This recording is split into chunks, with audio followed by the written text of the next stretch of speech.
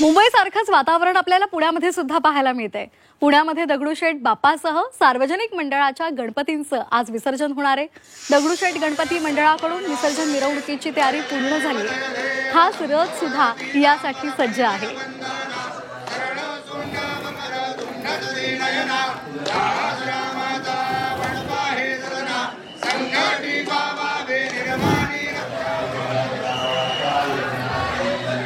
तरी पुण्यातली आपण दृश्य पाहतोय। पुण्यामध्ये दगडूशेठ गणपतीचा विसर्जन मिरवणूक निघणार आहे। सोबतच मानाच्या गणपतींच्या देखील मिरवणुका निघतील। मिरवणुकीसाठी खास रथ देखील सज्ज करण्यात आलाय।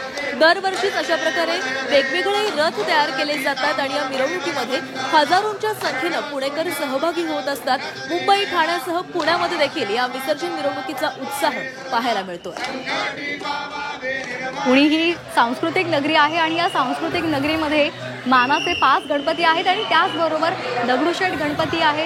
इतर सार्वजनिक गणेशोत्सव मंडळ सुद्धा आहेत। त्यांची शिस्त ही खरं तर पाहण्यासारखी असते। अगदी पारंपरिक पद्धतीनं बाप्पा विराजमान होतात आणि बाप्पाचं विसर्जन सुद्धा केलं जातं। ढोल ताशा पथकं सज्ज आहेत। आता थोड्याच वेळात ही सगळी आरती झाल्यानंतर मोठ्या संख्येनं ढोल ताशा पथकं येतील आणि त्यानंतर बाप्पाच्या विसर्जनाच्या मिरवणुकींना प्रारंभ होणार आहे। आणि या संदर्भात आपण बोलणार आहोत। आमचे प्रतिनिधी निलेश खरमरे आपल्यासोबत जोडले गेले आहेत। निलेश, पुण्यामध्ये सध्या काय वातावरण आहे? कारण पुण्यामध्ये देखील थोड्याच वेळामध्ये विसर्जन मिरवणुका सुरू होणार आहे। गणपती बाप्पा मोरया याचा नामघोष आहे तो सध्या आता पुण्यामध्ये आपल्याला पाहायला मिळतोय। मी आता आहे श्रीमंत दगडूशेठ गणपती मंदिरामध्ये आणि या ठिकाणी आता जर पाहिलं तर आता आरतीची तयारी झालेली आहे।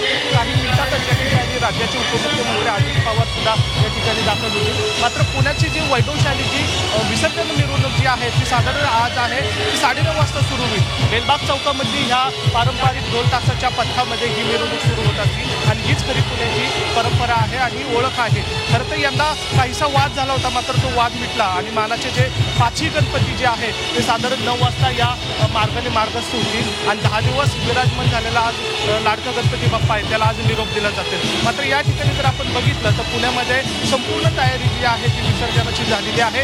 एकीकडे गणपती मंडळ सज्ज झालेले आहे तर दुसरीकडे पुणे प्रशासन जे आहे ते पूर्णपणे सज्ज झालेलं आपल्याला पाहायला मिळत आहे। आपण जर थेट दृश्य पाहत असाल तर हे आपण पाहतो की पुण्याचं जे प्रसिद्ध दैवत आहे श्रीमंत दगडूशेठ गणपती त्याचं आपण दर्शन या ठिकाणी करतोय आणि अनेक पुणेकर जे आहेत ते आज शेवटचं बाप्पाचं दर्शन घेण्यासाठी या ठिकाणी मोठ्या संख्येने दाखल झालेलं आपल्याला पाहायला मिळतात। काही क्षणामध्ये आता बाप्पाची जी मूर्ती आहे ती उचलून विसर्जन मिरवणुकीमध्ये सहभागी केले जातात आणि या ठिकाणी ती प्रोसेस सुद्धा आपण सुरू झालेली आपल्याला पाहायला मिळतात।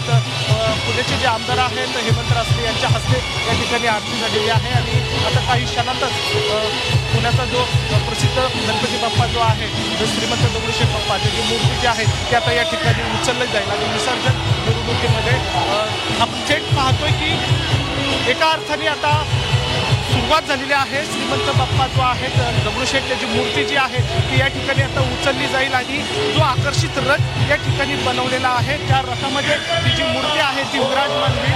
हीच महत्त्वाची मूर्ती आहे जी मूर्ती विसर्जनामध्ये पण सहभागी केली जाते आणि वर्षभर दर्शनासाठी दिल्या जातात। आपण थेट दृश्यांमध्ये पाहतोय की पुण्यातील श्रीमंत बाप्पा जो आहे त्याची मूर्ती जी आहे ती आता या ठिकाणी उचललेली आहे आणि आता विसर्जन मिरवणुकीमध्ये ती मूर्ती जी आहे ती सहभागी होईल।